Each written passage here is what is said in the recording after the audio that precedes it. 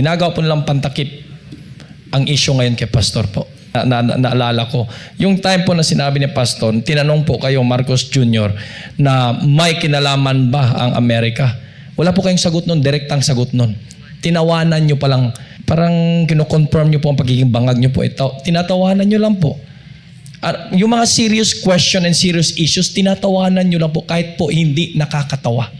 This president speaks one thing and does another. So lahat ng mga sinasabi niya wala namang natutupad, kabaliktaran nga eh. Kaya yung compassion na sinasabi niya, baliktarin niyo, yun.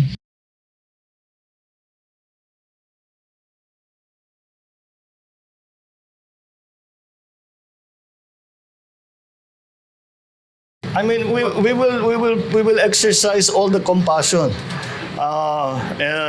to Pastor Kibuloy. We've known him for a very long time, and ang mapapangako ko, all the proceedings will be fair. Ito ang naging tugon ni Pangulong Ferdinand Marcos Jr. nang tanungin ang reaksyon nito sa pangamba ni Pastor Apollo C. Kibuloy sa kanyang buhay dahil sa pinaplanong rendisyon ng Estados Unidos laban sa kanya. Ngunit sa pagdaan ng panahon sa mga nangyaring dahas at paglabag sa karapatang pantao sa mga KOJC missionary workers at members ng lusubin ng daan-daang pulis na naka-full battle gear ang mga religious compounds ng KOJC sa Davao City at Sarangani at sa paglabas ng bounty kamakailan laban kay Pastor Apollo, walang makita at maramdaman ni katiting na kumpasyon o simpatya ang mga taga KOJC. Para sa mga ito, napakalayo ng mga sinasabi ni Marcos Jr. sa mga ipinapakita nito na ginawa pang panakip butas ng kasalukuyang administrasyon ang ginagawa nila sa butihing pastor at sa kongregasyon nito laban sa totoong nangyayari sa bansa na kahit na labis na ang panggigipit sa mga taong inosente. Ginagawa po nilang pantakip ang issue ngayon kay Pastor po. Kaya po pag sinabi niyong in-extend of full compassion ang kalang ibibigay para kay Pastor, not even a single thing na naalala ko. Yung time po na sinabi ni Pastor, tinanong po kayo, Marcos Jr., na may kinalaman ba ang Amerika? Wala po kayong sagot nun, direktang sagot nun. Tinawanan nyo palang, parang kinoconfirm nyo po ang pagiging bangag nyo po. Tinatawanan nyo lang po. Yung mga serious question and serious issues, tinatawanan nyo lang po kahit po hindi nakakatawa. Ganun pong klaseng Pangulo, meron po tayo.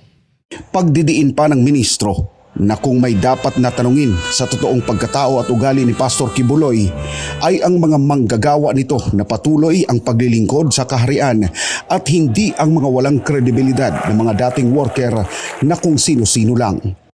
Samantala para naman kay Sister Eleanor Cardona, ang Executive Secretary ng KOJC, na iba at malayo ang ipinapakita ni BBM sa mga sinasabi nito. This president speaks one thing and does another. So lahat ng mga sinasabi niya wala namang natutupad, kabaliktaran nga eh. Kaya yung compassion na sinasabi niya, baliktarin niyo, yun. So wala tayong naasahan dito sa kanya.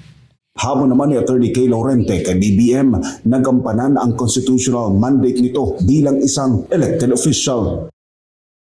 So, as again, go back to your constitutional mandate to serve and protect the people. Okay, you are there, we elected you, the sovereignty emanates from the people, kami ang naglagay sa iyo dyan, and now do your job. You are the head of the state, you have all this duty that is already enshrined in the Constitution. Just, yun na lang, kahit setting aside yung extending extra love and compassion, just do what is mandated for you to do. Just follow what is given to you, mandated to you by the Constitution. Sa kabila ng patuloy na panggigipit ng kasalukuyang administrasyon kay Pastor Apollo at sa buong KOJC, patuloy ang paninindigan ng mga missionary worker at member sa kung ano ang tama, at ito ay ang pagiging inosente ni Pastor Apollo C. Kibuloy sa mga paratang laban sa kanya, at patuloy na nakaagapay ang mga ito sa butihing pastor kahit nakapalit ay ang mga sarili nitong kalayaan at buhay.